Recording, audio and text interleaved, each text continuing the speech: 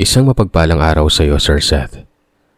At sa lahat na mamasugid mong taga-subaybay. Isa ako sa mga nag-aabang na mga kwento mo araw-araw. Work from home ako. Kaya minsan pag hindi masyadong busy, nakikinig ako sa iyo. Kinahiligan ko na po talaga ang mga katatakutan bata pa lamang ako. Ang naisip ko na ibahagi ay ang isang karanasan na hango sa totoong buhay. Sa katunayan, nakikinig ako sa channel nyo habang sinusulat ko ang karanasan na ito. Ako si Tina, hindi ko tunay na pangalan. At ang karanasang ito ay hindi sa akin, pero sa nanay ko, noong siya'y 17 taong gulang pa lamang. Taong 1975 o 1976. Itago na lamang po natin siya sa pangalang Elizabeth.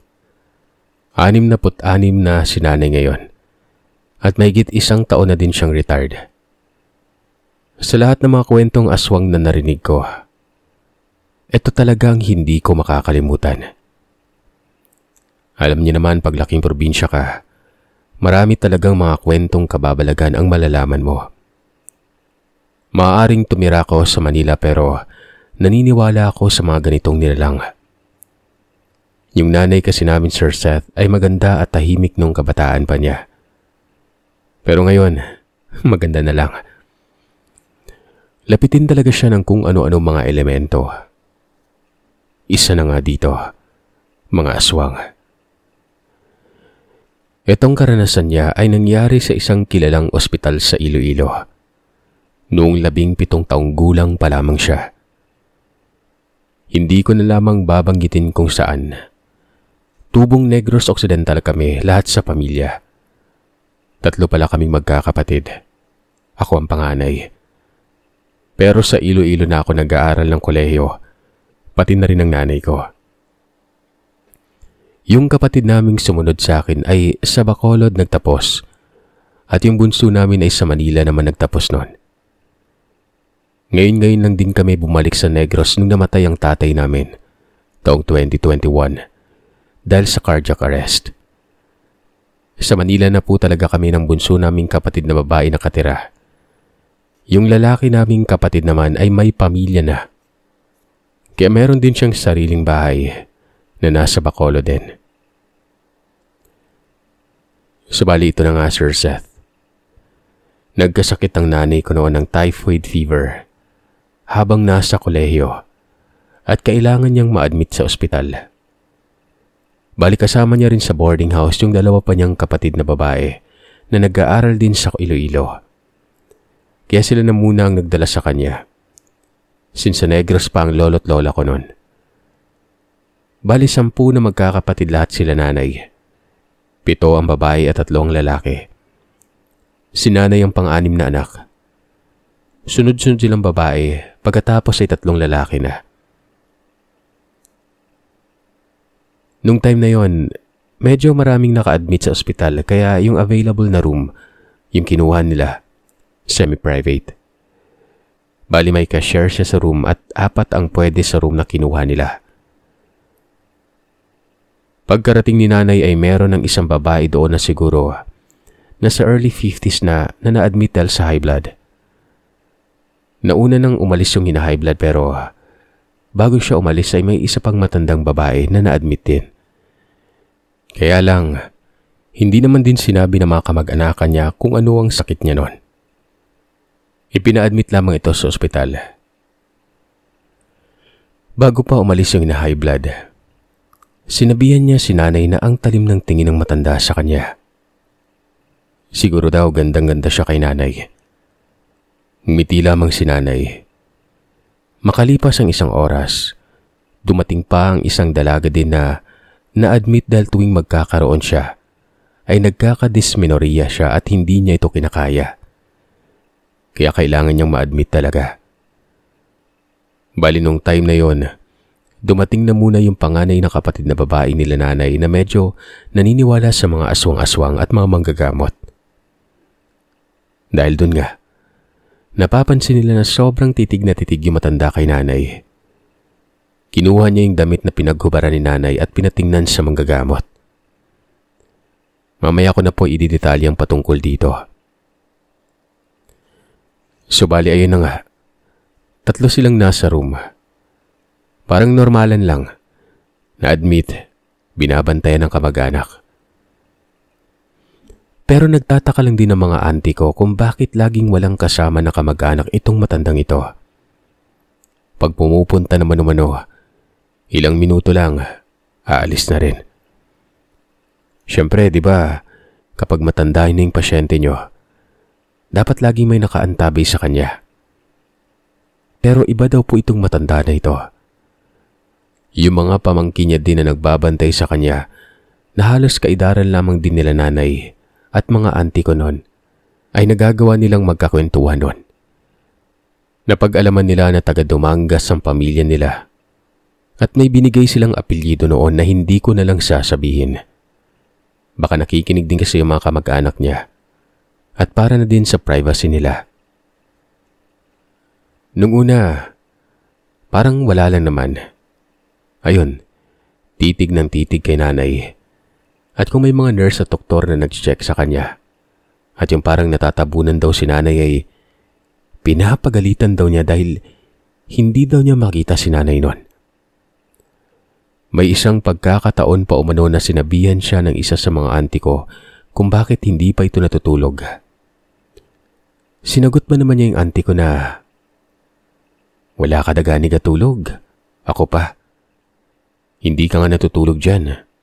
Ako pang papatulugin mo." Pag natatabunan umano ng mga auntie ko si nanay, nagagalit siya sa mga ito. Minsan pa nga umano, nagtama ang paningin nila nanay at yung matandang ito. Nung una, tatawa-tawa pa daw si nanay kasi parang mga ewan daw yung mga auntie ko pero nung nagkatitigan sila ng matanda, bigla na lamang nang hina si nanay at sumakit ang ulo niya. Yung auntie ko naman na pinakapanganay na kapatid nila nanay, since naniniwala talaga siya sa mga ganitong nilalang, ay ginloy-aloy-ahan niya si nanay. Yan ang tawag namin sa probinsya o kung sa Tagalog ay hinilot gamit ang luya.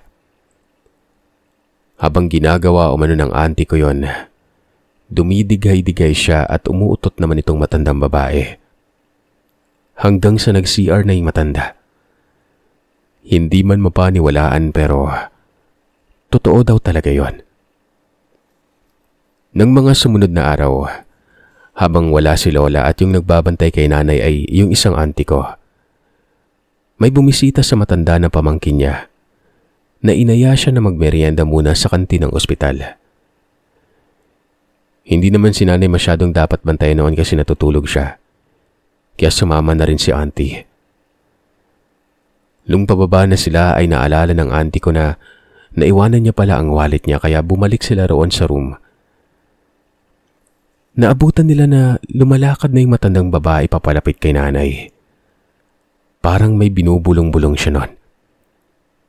Nagulantang ang auntie ko at sinaway daw niya yung matanda. Nabigla daw siya at pinagalitan pang auntie ko. Check lang daw niya si nanay at bakit daw nagagalit yung auntie ko at iniiwan-iwanan lang ang nanay ko noon. Agad din naman siyang sinaway ng pamangkin niya at sinabihan na maghunos tili siya. Hindi na lamang din natuloy kina auntie na magmerienda. Sabi ng nanay ko nung magising siya at nung time na yon, nakadating na rin si Lola. Napanaginipan daw niya yung matandang babae na yon. Habang papalapit siya kay nanay. Yung panaginip daw ni nanay ay nasa eskwelahan daw siya noon. Nasa loob sila ng classroom na parang merong exam. Nang biglang nakita niya ang matanda na nakatayo sa pintuan ng classroom nila. Nakatayo lang daw siya doon. Tuwid na tuwid umano ang tayo niya pero nagtataka si nanay gawa ng pati ang mga buhok daw niya ay nakatayo lahat. As in nagtatayuan lahat. Naglalaway ito at nakangising nakatingin sa nanay ko.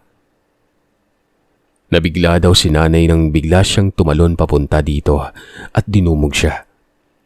kinalmot at pinagsasasakal. Lumalaban din ang nanay ko pero grabe daw ang lakas ng matandang babae. Ultimong buhok niya ay pumupulupot kay nanay at nasusugatan si nanay noon. Wala daw siyang kalaban laban sa matanda na sobrang lakas. Dinaig pa umano ang pinagsamang lakas ng 10 kalalakihan. Nasa ganong sitwasyon si nanay sa panaginip niya nang nagising siya. Kinuwento na kaagad kay Lola yon. At ito namang si Lola kahit hindi pa masyadong naniniwala ay ngumuya na ng luya. At ayun na naman po. Nagsasagutan ulit sila ng utot at tighay. Nagtititigan din sila ni Lola hanggang sa pumasok na yung matanda sa banyo at tumumi. Si Lola naman ay sinakitan ng tiyan.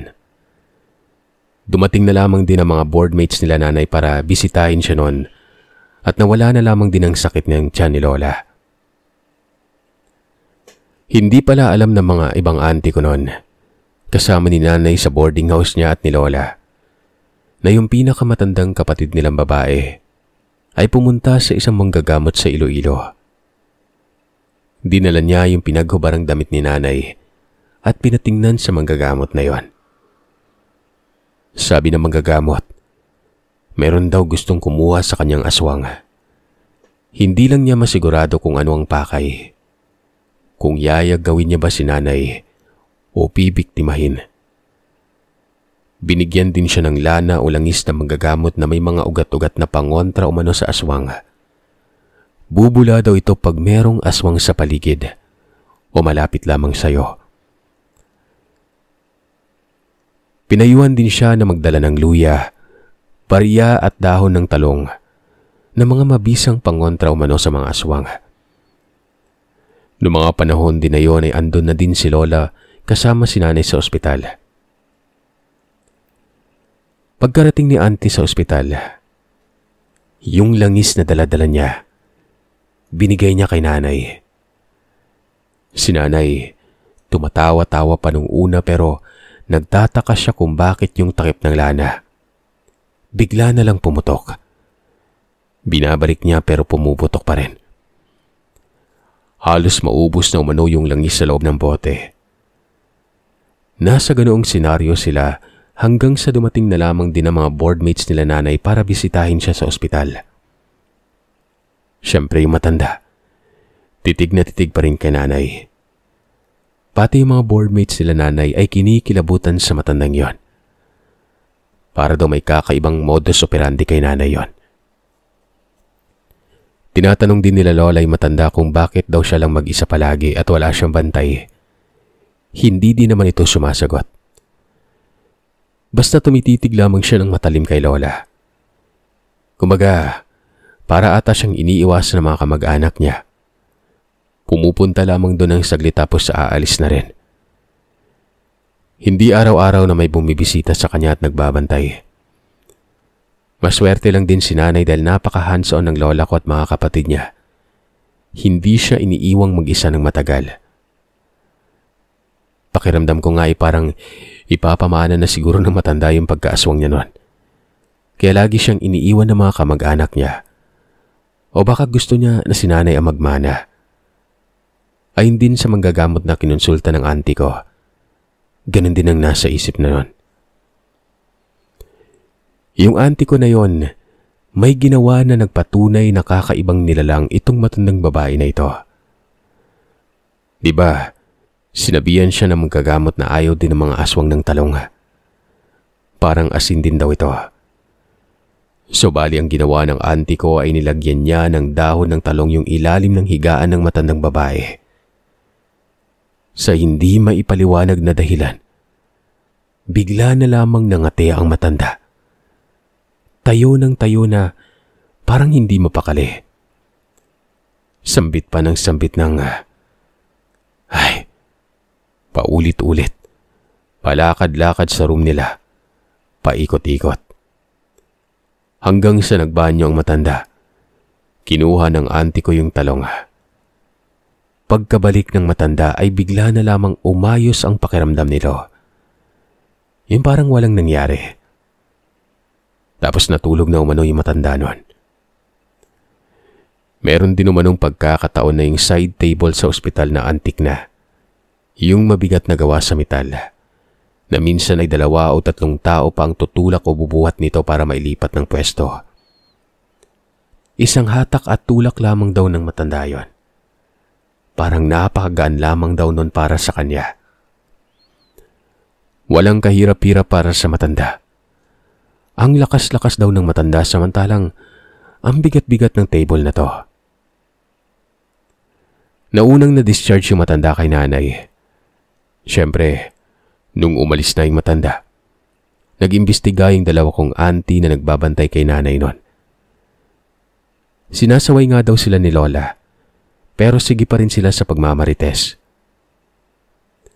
Nung tiningnan umano nila yung drawer ng matanda, marami umanong mga barya na naiwan. As in, ang dami daw. Wala namang mga kahina-hinalang mga laway o kung ano pero yung mga barya lang na nasa drawer. Iniwan niya lahat. Mga barya na kung normal na tao ka ay hinding-hindi mo iiwanan. Siyempre sa hirap pa naman ng buhay, di ba? Tumagal si nanay ng halos 20 days sa ospital noon. Nung na-discharge na siya, ay umuwi muna sila ng Negros para makapagpahinga muna si nanay bago bumalik ng eskwela. Kung magtatanong naman po kayo regarding sa kasama nila nanay na babae na nagka-dysmenorrhea, ay parang hindi yun pinapansin ng matanda. Hindi lang ako sigurado kung nauna si nanay na na-discharge kaysa sa kanya. Pero si nanay lang daw talaga ang pinapakailaman niya noon. Akala nila ay tapos na yung matanda kay nanay. Gawa ng, syempre na-discharge na ito. Parehas na silang nakauwi sa kani-kanilang mga bahay. Napakalayo ng duwenya sa Negros, Sir Seth. Ang dami pang gagawing biyahe. Barko tapos sasakyan pa. Basta malayo talaga. Subali nung dumating na sila nanay sa bahay at nakapag-settle down na. Okay naman nung maaga pa. Dumating na ang gabi. Eto na. Yung bahay nila nanay noon ay yung mga kagaya ng mga Spanish ancestral houses dito sa Pilipinas. Yung tatay kasi ng lola namin ay Espanyol kaya gano'n. Bale sa baba muna natulog si nanay. Kasama nung isa pa niyang kapatid na babae. Sa kalagitnaan ng gabi ay nakanig sila ng napakaraming kaluskusan sa bubong. As in parang palipat-lipat na gustong-gustong pumasok sa kwarto sa taas. Iikot sa bubong. Tapos mangangalampag. Babalik na naman sa bintana. Yung kalampag ay papalapit ng papalapit kay nanay. Nagsitakbuhan daw sila noon sa baba dahil takot na takot sila, Sir Seth. Hindi daw talaga tumitigil. Yung lolo ko naman ay may baril nun. Judge po siya, kaya noong mga panahon na yon ay may lisensyado siyang baril. Dahil sa matapang din itong lolo ko na taga-antiki nun. Lumabas ito at kikinasan niya ang baril niya sabay sabing, "Sige, halika dito. Tigilan mo na yung anak ko kung ayaw mong mabutas yung ulo mo ah. Lumabas ka dyan. Demonyo ka. Lumipad ka pa talaga dito ha. Sige. Baluarte namin to. Tingnan ko lang." Wala naman po kasing nilagay ng mga pangontra sa aswang sa bahay nila noon. Hindi naman po naniniwala yung mga lolo't lola ko noon. Parang hindi pa talaga sila ganun ka naniniwala. Tsaka may kalakihan yung bahay. Mauubos yung stock ng asin pag nagkataon. Ilang araw ding gano'n ang nangyari. Hanggang sa yung pinakamatandang kapatid na babae ni auntie ay bumalik ng Iloilo at nakipagkita sa manggagamot. Sinabihan siya na hanapin ang bahay ng matanda na ito. Hagisan ng barya sa pinakahuling baitang ng hagdan nila. Medyo mahirap gawin. Pero nagawa ni auntie yon. Hinanap niya talaga yung bahay ng matanda at hinagisan nga niya ng barya yung hagdanan. Ayun, saka pa lamang natigil ang pagbisita niya kay nanay. Sobrang weirdo po talaga ng mga eksena na parang fiction horror lang. Pero kahit ilang beses kong tanungin si nanay at mga auntie ko tungkol sa karanasang ito, ay parehong detalye lamang din ang ibinibigay nila. Namatay si lolo noong 2014 sa edad na 89. Si lola naman ay buhay pa. At magmula noon ay lagi nang may katabing asin at itak pag natutulog.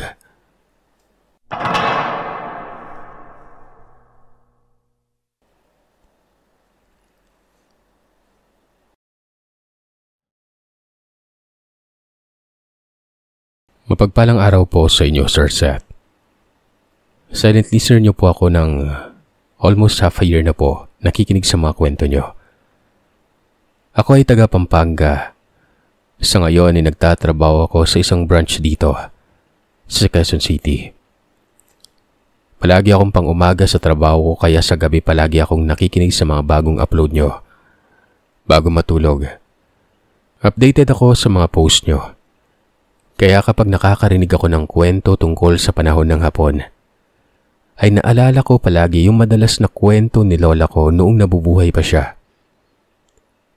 Namatay ang lola ko sa edad na 87 taong gulang noong taong 2018. Bata pa lamang kami magkakapatid ay palagi naming pinipilit ang lola ko na ikwento sa amin ang mga kwento ni Tatay Bulik niya. Nagagalit nga ang lola namin kasi ilang beses na daw niya na ikwento sa amin yon. Noong nasa 11 taong gulang ang lola ko, doon nagsimula ang ikalawang digmaan. 1942 yon, kung hindi ako nagkakamali. Siyam silang magkakapatid. Pangalawa ang lola ko sa kanila magkakapatid. Nakatira ang lola Gloria ko sa Candaba, Pampanga. Normal lang ang buhay nila, Sir Seth. Hindi sila mayaman. Hindi din naman sila mahirap. May lupain ang kanyang tatay Bulig at may 2 kalabaw na ginagamit naman sa pagsasaka nila. Kahit papano'y nararaos ng kanilang tatay ang kanilang pang-araw-araw. Hindi basta-basta na tao si Tatay Bulik. Sa kwento ng lola ko ay magaling ito sa paggamit ng itak at baril. At may nalalaman ito sa pakikipaglaban. May sabi-sabi pa nga na may agimat ito at marami na umano itong napatay dahil dati itong miyembro ng hukbo. Ang mga hukbo sa Pampanga, ito'y mga tagatugis na mga masasamang tao at magnanakaw. Masipag din itong si Tatay Bulik at madiskarte sa buhay. Kaya nga sa hirap ng pamumuhay buhat sa ikalawang digmaan, nagdesisyon si Tatay Bulik na lumipat muna sila sa kamag-anak nila sa San Fernando, Pampanga. Sa isang liblib na baryo. Malayo na ito sa bayan kaya safe daw kung doon muna sila habang hindi pa humuhupa ang gera. Hindi pa masyadong unlad yung mga kalsada nun at konti pa lamang ang mga bahay na madadaanan mo. Pwede mong marating ang San Fernando mula Candaba kahit dadaan ka lang sa bukid. Ganun ang ginawa ni Tatay Bulik para na rin hindi sila mapansin ng mga Hapon. Gamit ng 2 kalabaw ay naglakbay sila gamit ng isang karitong hila-hila ng kalabaw. Nagpapalitan ng 2 kalabaw sa paghila. At 4 pa lamang silang magkakapatid nung panahon na yon. Kaya kasya silang 6 sa kariton. Maraming tubig lamang ang dala nila at 2 sakong bigas. May mga nadadaanan na rin naman kasi mga gulay at prutas. Sa 2 araw na paglalakbay nila, may nasisipat na silang maliit na baryo. Kaya natuwa si Tatay Bulik kasi makakapagpahinga sila doon at para na rin mapahinga yung 2 kalabaw. Pero bago pa nila malapitan yung baryo, napansin nila na may nagsisigawan at mga sinusunog ng mga bahay. Saka na lang nila narinig yung mga putok ng baril. Sa labis na takot ni Tatay Bulik para sa kanyang mag-iina, iniba niya ang direksyon at nung medyo nakalayo na sila at nakahanap ng pagtataguan, bigla na lamang umanong nawala si Tatay Bulik noon. Natakot ang nanay ng lola ko kaya nagtago na lamang sila sa ilalim ng kariton at umaasang bumalik ang kanilang tatay. Takot na takot daw sila noon at hindi sila nakatulog. Yung mga kapatid niya lang ang nakatulog pero yung nanay niya, pati siya, nagantay. Nang lumiwanag nun, nakabalik na si Tatay Bulik ng umaga. May kasama na itong 4 na iba pang tao. At agad ay napansin nila ang duguang kasuotan ni Tatay Bulik kaya labis silang nag-alala dito. Pero sinabi ng kasama ni Tatay Bulik na ayos lamang daw ito. Huwag silang mag-alala. Tumatawa pa ito. Sinabi na binigyan sila ng mga taong yun ng mga gulay at prutas bilang pasasalamat at para na rin may makain sila sa kanilang paglalakbay. Habang naglalakbay sila, nagtanong si Lola Gloria sa kanyang tatay kung saan ba ito galing. Bakit puro dugo ang damit nitong bumalik? Ang kwento ni Tatay Bulik, bumalik siya sa baryo dahil nararamdaman niya na andun yung mga dati niyang kaibigan. Mga kasama niya daw to sa dati sa hukbo at mga aswang raw ito. Dahil nag-iinit ang medalyong kwintas ng tatay niya. Naabutan niya daw na nakadapa ang 4 na yon habang tinututukan ng baril ng grupo ng mga Hapon. Napansin niya rin na sugatan yung 4 at mukhang hindi na kayang lumaban. Kayang-kaya umano ng agimat ni Tatay Bulik na maging simbilis ng hindi pangkaraniwang tao. Kaya nga siya ang isa sa mga pinuno ng hukbo nung panahon pa niya. Nung aatake na daw si Tatay Bulik, napansin daw agad ito ng mga Hapon kaya pinaputukan siya ng mga ito. Pero sobrang bilis umano nito kaya walang tumatama kahit na isang bala sa sobrang dilim. Liwanag lamang ng mga nasusunog na bahay ang nagbibigay ng liwanag nun. Naging pabor umano ang laban kay Tatay Bulik at paisa-isa niyang inubos ang grupo ng mga Hapon gamit ang kanyang napakatalas na itak. Nung nasa 5 na lamang ang natitira, wala na rin itong mga bala at sa takot na mamatay ay nagsitakbuhan na lamang umano mga yon. Takot na takot umano ang mga Hapon. Pero hindi pa sila nakakalayo. Ay mabilis na nakapagpalit ng anyo ang mga aswang at ayon pa kay Tatay Bulik na mabilis makarecover ang mga ito. Lalo na sa normal lang na bala at walang halong dalas. Pinagpapatay umano ng mga aswang na ito ang mga natitirang Hapon. Napakabrutal daw Sir Seth dahil pinagtatanggal nila ang mga ulo nito gamit lamang ng kagat ng napakahaba nilang mga ipin. Mahaba din umano mga braso na parang mga gorilya ang tindig ng pagkakatayo at mas malaki ang mga ito nang hindi hamak sa normal na tao. Matapos ikwento yun ni Tatay Bulik, hindi naman basta-basta naniwala ang Lola Gloria ko. At sinabi pa na hindi na siya bata para kwentuhan pa ng tatay niya tungkol sa mga aswang. Natawa na lamang ang Tatay Bulik at nag-aya na rin na magpahinga na muna kasi may nadaanan sila na perpektong pahingahan. Nasa Mexico, Pampanga na noon Sir Seth at malapit na nilang marating ang San Fernando.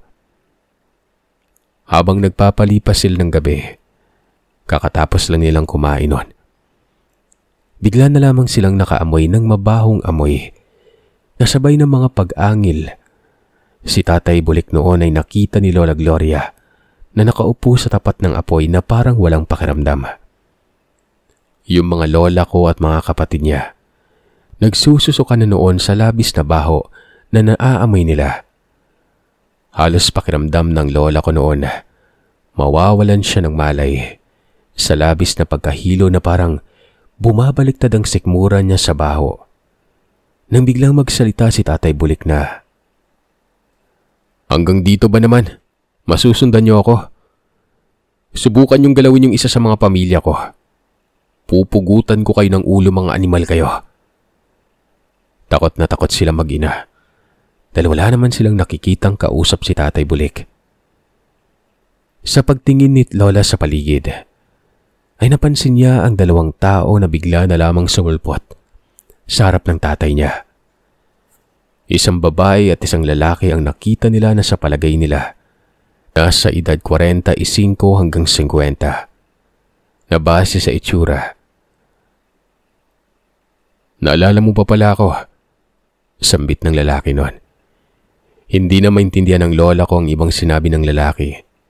Kasi hirap sa salitang Tagalog ang lola ko. Konti lang ang nalalaman niya ng mga panahon na yon. Dahil sa Pampanga ang salita na kinasanayan niya. Nang magsalita ang Tatay Bulik niya nang huwag kayong mag-alala. Ligtas kayo hanggang andito ako. Poprotektahan ko kayo. Sa paglingon ng Tatay Bulik sa kanila, nakita nilang nagbabaga ang mga mata nito na parang kakulay ng apoy. Natakot lalo ang lola ko sa akalang aswang din ng tatay niya. Pero nakuha yung atensyon niya ng dalawang matanda na nag-ibang anyo at sa kwento ng lola ko ay para yung kagaya ng isang gorilya pero payat yun at may napakahabang pangil at nanlilisik na mga mata. Napakalaki din raw nun. Nung akmang susugod na yun sa tatay niya, ay bigla na lamang umanong naglaho si Tatay Bulik. Nagtataka umano ang dalawang aswang dahil hindi nila ito makita. Nang bigla na lamang sumigaw ng napakapangit ang babaeng aswang nang makita nila ay nakataga ng itak ni Tatay Bulik sa batok nito. At hindi lang isa. Madaming beses itong paulit-ulit na tumataga pero wala silang nakikita. Kung hindi itak lang. Mabilis na namatay ang babaeng aswang. Hindi makapaniwala si Lola sa nakita niya. Unting-unti siyang nawalan ng malay. Pero bago pa man siya napapikit, narinig niya ang tawa ng kanyang ama. Nakakapangilabot nun. Tanging imahe ng kanyang ama na lamang na may nagbabagang mga mata na paulit-ulit na tumataga sa isa pang aswang ang nakikita niya bago lumabo ang kanyang paningin. Nang magising si Lola, tanghali na, at sinabi ng nanay niya malapit na sila sa kanilang pupuntahan. Ang nakakatawa doon, hindi umano siya lumapit sa tatay niya hanggang makarating sila sa pupuntahan nila. Masaya silang sinalubong ng mga pamilya ng Tatay Bulik niya at doon sila tumira, namuhay ng payapa hanggang sa matapos ang digmaan. Namatay ang tatay niya noong nasa Candaba, Pampanga na sila, taong 1965. Dalaga na ang lola ko noon hanggang sa mailibing ang tatay niya. Hindi niya nakita ang medalyon na suot-suot nito. Kahit tinanong niya sa nanay niya ay parang kusa itong naglaho kasabay ng pagpanaw niya. Hanggang sa pagtanda ni Lola, dala-dala niya ang alaala na yon at patuloy niyang ikinikwento sa aming mga apo niya. Ang kwento ni Tatay Bulik.